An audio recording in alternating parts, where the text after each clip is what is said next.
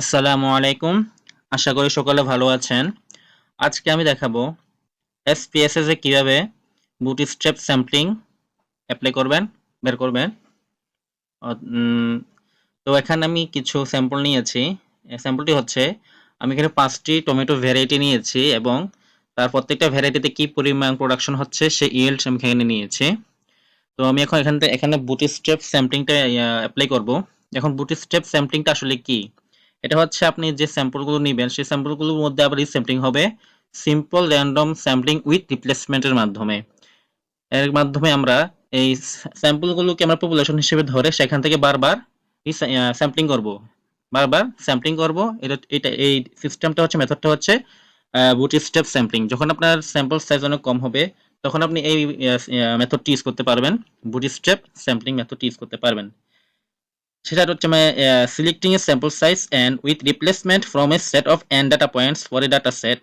ওকে, তাহলে যে আমরা ডাটা সেটটা আছে সেখান থেকে আমরা এন সংখ্যক বার আবার রিস্যাম্পলিং করব, পরে দেখবো আসলে রেজাল্ট কি আসে। কোনো সাধারণত বায়াসনেস থেকে থাকে এটার মাধ্যমে। তো এটা একটা এভিডেন্স বা আমার কনফিডেন্স গ্রো করে যে আমি যে কম স্যাম্পল নিয়ে কাজ করছি সেই রেজাল্টটা সিগনিফিকেন্ট আসলো কি আসলো না সেটা চেক করার জন্য এটা একটা কনফিডেন্স গ্রো করে, এভিডেন্স এক কথায়। আচ্ছা, তো এখন বুটস্ট্র্যাপ স্যাম্পলিং করার জন্য আমি এখানে কিছু ভ্যারাইটি নিয়েছি। এখন আমি দুটো গ্রুপের মধ্যে তাদের মধ্যে ইন্ডিপেন্ডেন্স টি টেস্টটা প্রয়োগ করব। আমি এগুলি কোড করে নিয়েছি যে এখানে প্রত্যেকটা ভ্যারাইটির জন্য আলাদা আলাদা কোড করে নিয়েছি 1 2 3 4 প্রত্যেকটা ভ্যারাইটির জন্য। আর এগুলোকে আমি এখানে ক্লিক করলেই কোডগুলো দেখতে পাবো। তো আমি বুটস্ট্র্যাপ স্যাম্পলিং করার জন্য শুরুতে যাব অ্যানালাইজ, এখানে এরপর যাব হচ্ছে কম্পায়ার মিনস, ওখানে যাওয়ার পর ইন্ডিপেন্ডেন্ট স্যাম্পল টি টেস্ট এখানে ক্লিক করব। এখানে ক্লিক করার পর এখানে আমাদের দুটো এই ডায়লগ বক্স আসলো। একটা হচ্ছে টেস্ট ভেরিয়েবল, যে আমি কোন ভেরিয়েবলটি টেস্ট করতে চাচ্ছি। আমার টেস্ট ভেরিয়েবল হচ্ছে ইল্ড। আর গ্রুপিং ভেরিয়েবল, যে আমি কি গ্রুপে এগুলোকে ভাগ করেছি, ভ্যারাইটি গুলো হচ্ছে এখানে গ্রুপিং ভেরিয়েবল। এখন আমরা গ্রুপগুলো এখানে ডিফাইন করে দিতে হবে। তো আমি এখন চাচ্ছি যে এখানে 2 মানে রবি এবং 3 হচ্ছে রেশমি, এই দুটো গ্রুপের মধ্যে টেস্ট করতে। এখন গ্রুপ 1 আমি 2 লিখে দিব, গ্রুপ 1, আর গ্রুপ 2 লিখে দিব 3। এই দুটো গ্রুপের মধ্যে আমি টেস্ট করতে চাচ্ছি, তাতে আমি ডিফাইন করে দিলাম। এরপর হচ্ছে অপশনস, এখানে 95% কনফিডেন্স ইন্টারভাল সেটা আমরা রেখে দিলাম বাই ডিফল্ট। এখন হচ্ছে বুটস্ট্র্যাপ, এই যে বুটস্ট্র্যাপ সেখানে ক্লিক করব। করার পর এখানে পারফর্ম বুটস্ট্র্যাপিং এখানে মার্ক করে দিব। করার পর এখানে 1000 আসছে, মানে 1000 স্যাম্পল আমার ড্র করা হবে আমাদের এই স্যাম্পল সাইজ থেকে। তো এখানে আমি চাইলে এখানে কমই বাড়িয়ে দিতে পারি। আমি 100 দিই, 100 বার 100টা রিস্যাম্পলিং তৈরি হবে সিম্পল র্যান্ডম স্যাম্পলিং উইথ রিপ্লেসমেন্টের মাধ্যমে, মানে বারবার রিপ্লেস করা হবে জিনিসগুলো। এটা হচ্ছে অনেকটা এরকম যে আপনার কাছে একটা বক্স আছে, সেই বক্সের ভিতরে অনেকগুলো বল আছে, পিং পং বল ধরতে পারেন, বল আছে। তো আপনি কি করলেন, এখান থেকে বল অনেকগুলো ড্র করলেন, করার পরে সেগুলো ভ্যালুগুলি নিলেন, নেওয়ার পরে আবার সেই বলগুলো রেখে আবার আবার নতুন করে বল নিলেন। এরকম বারবার বল নেওয়া মানে স্যাম্পল ড্র করাটা হচ্ছে বুটস্ট্র্যাপ স্যাম্পলিং, এটা রিস্যাম্পলিং মেথড। আচ্ছা, হ্যাঁ, সিড আমি মার্ক করে দিলাম। এখানে অনেক বড় একটা মান সংখ্যা দেওয়া আছে। সিডটা হচ্ছে আমি এখানে কিন্তু সময়ের সাথে সাথে মান চেঞ্জ হবে। স্যাম্পল আগে যে স্যাম্পল আসতো সেই স্যাম্পল এখন থাকবে না, স্যাম্পলিং চেঞ্জ হবে, স্যাম্পল চেঞ্জ হবে। যাতে চেঞ্জ না হয়, যাতে আমার ভ্যালুগুলো একই থাকে, সে কারণে আমি এখানে সিড দিয়ে দেবো। আমি 50 দিয়েছি, আপনারা ইচ্ছা মতো দিবেন। আচ্ছা, এখানে চাইলে আপনি বায়াস, কারেক্টেড, অ্যাক্সিলারেটেড এটাও আপনারা মার্ক করে দিতে পারেন, এটাও দিতে পারেন। আচ্ছা, আমি কন্টিনিউ দিলাম। আমার এখানে আর কিছু নেই, আমি এখানে ওকে ক্লিক করব। আমাদের রেজাল্ট চলে এসেছে। আচ্ছা, এখানে আমাদের স্যাম্পল নিয়েছি, সিম্পল স্যাম্পল নিয়েছে হচ্ছে 100, আর আমাদের এখানে কনফিডেন্স ইন্টারভাল সেটা হচ্ছে 95%। ওকে, এখানে আমাদের গ্রুপ স্ট্যাটিস্টিক্স দুটো নিয়েছি, রবি এবং রেশমি, সে দুটো গ্রুপের মিন ডেভিয়েশনগুলো এখানে এসেছে। মিন হচ্ছে 2.1, আর ওটার মিন হচ্ছে, রেশমির মিন হচ্ছে 2.6। এখানে বায়াস, স্ট্যান্ডার্ড এরর, তারপর হচ্ছে 95% কনফিডেন্স ইন্টারভাল সবই রয়েছে। একটু নিচে গেলে দেখতে পাবো যে ইন্ডিপেন্ডেন্ট স্যাম্পলটি টেস্টের একটা রেজাল্ট এখানে এসেছে। এখানে দেখতে পাচ্ছি যে এই টু টেলের জন্য যে পি ভ্যালু সেটা হচ্ছে 0.013, যেটা 0.05 এর চেয়ে ছোট। তার মানে বলতে পারি যে আমাদের রেজাল্টটা সিগনিফিক্যান্ট।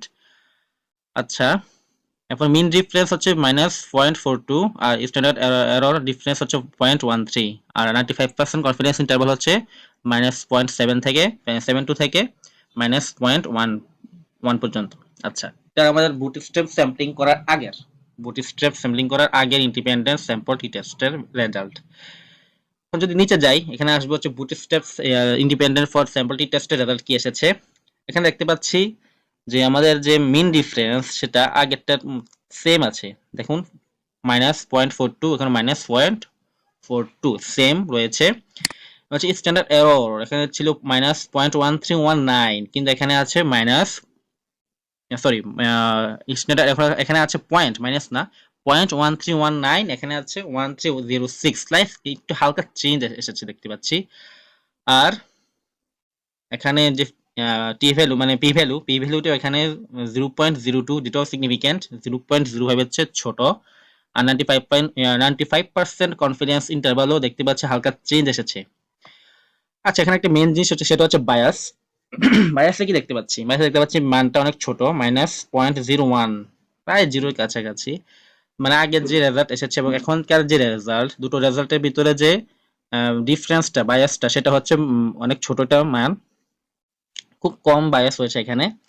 আর বলা যায় যে এখানে যে টু ভ্যালু সেটা থেকে আমাদের এই রেজাল্টের যে ডিফারেন্সটা সেটা একটু বায়াস, তাই না? আমরা যেখানে যে রেজাল্টটা পেয়েছি টু রেজাল্টের চেয়ে পার্থক্যটা এটা হচ্ছে -0.0130, অনেক ছোট একটা মান। ওকে, এই হচ্ছে আমাদের বুটস্ট্র্যাপ স্যাম্পলিং। এখন আমরা দেখব normal Q plot. Normality check করার জন্য আমি এই ইলগুলো কি নরমাল আছে কিনা সেটা চেক করার জন্য আমাদের যেতে হবে ডেসক্রিপটিভ স্ট্যাটিস্টিক্স। ওখানে গিয়ে যাব কিউ প্লটস। ওকে, এখন আমরা ইল্ডের জন্য ভেরিয়েবল নিলাম ইল্ড, এটার জন্য আমরা নরমালিটি চেক করব, এখানে দিয়ে দিলাম ওকে।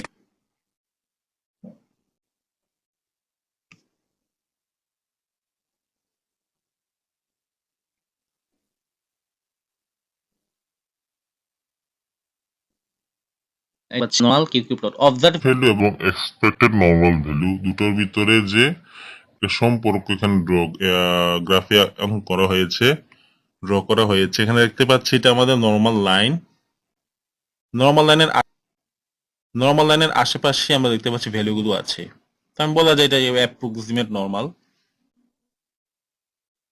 আমরা এটা থেকে এটাই বলতে পারি যে ভ্যালুগুলো প্রায় নর্মালিটি অ্যাপ্রক্সিমেট নর্মাল বলা যায়, ডিস্ট্রিবিউশন ফলো করছে।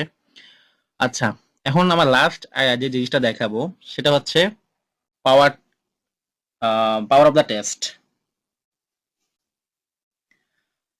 আমরা একটা জিনিস জানি সেটা টাইপ 2 এরর।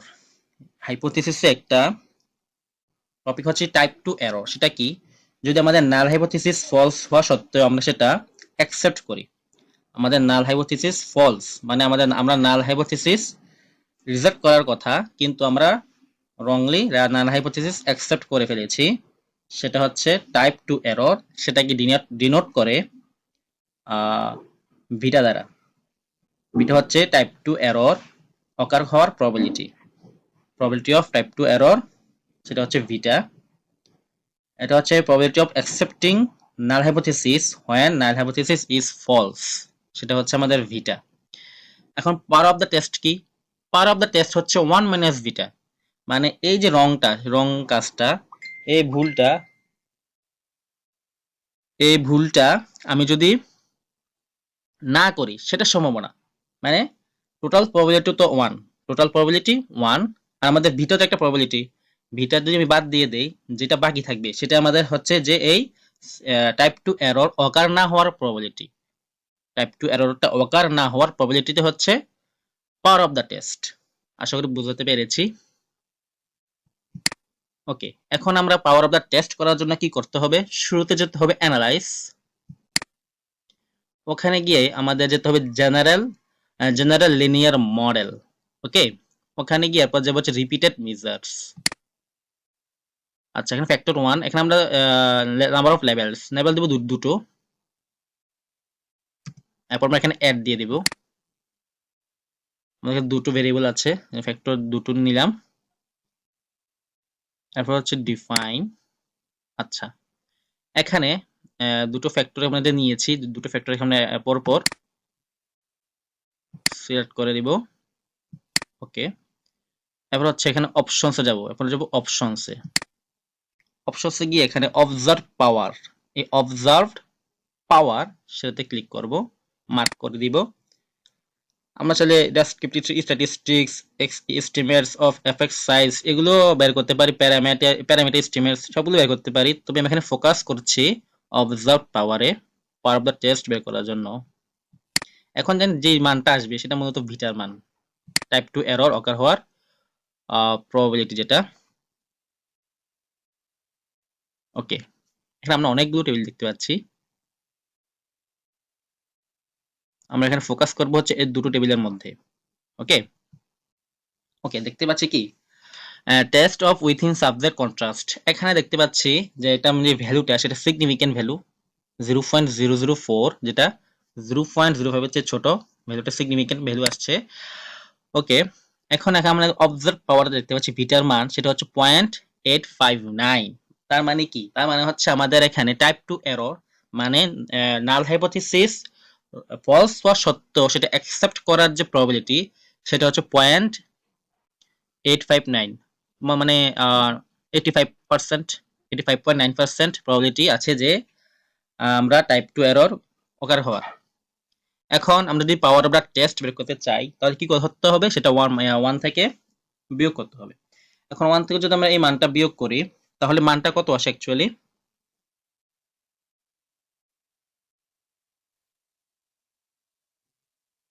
আচ্ছা, আমি যদি 1 থেকে এই মানটা বাদ দেই তাহলে আমরা পাবো হচ্ছে 0.141। তার মানে বলা যায় যে 14.1% প্রবাবিলিটি যে আমাদের এখানে টাইপ 2 এররটা অকার না হওয়ার প্রবাবিলিটি। তার মানে এখানে নাল হাইপোথিসিস যদি ফলস হয় আমরা সেটা রিজেক্ট করার যে প্রবাবিলিটি সেটা হচ্ছে 14.1%। আর এটাই হচ্ছে আমাদের পাওয়ার অফ দ্য টেস্ট।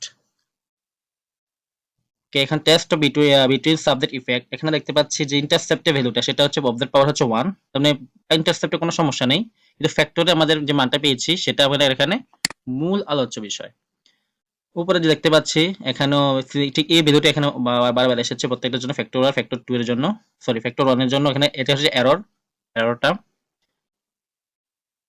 ওকে, আর প্রত্যেকটা ভ্যালু দেখতে পাচ্ছি যে 0.859। আর এখানে দুটো যে ভেরিয়েবল ছিল সেই ভেরিয়েবলগুলো এখানে দেওয়া আছে। ফ্যাক্টর 1 এর ক্ষেত্রে দুটো ভেরিয়েবল ভ্যারাইটি এবং yield। এই হচ্ছে আমাদের পাওয়ার অফ দ্য টেস্ট।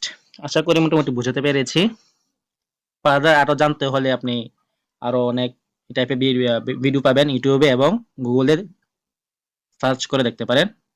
আজকে এতটুকুই। নেক্সট অন্য কোনো টপিক নিয়ে হাজির হব। ততদিন পর্যন্ত সকলে ভালো থাকুন, সুস্থ থাকুন। আল্লাহ হাফেজ। আসসালামু আলাইকুম।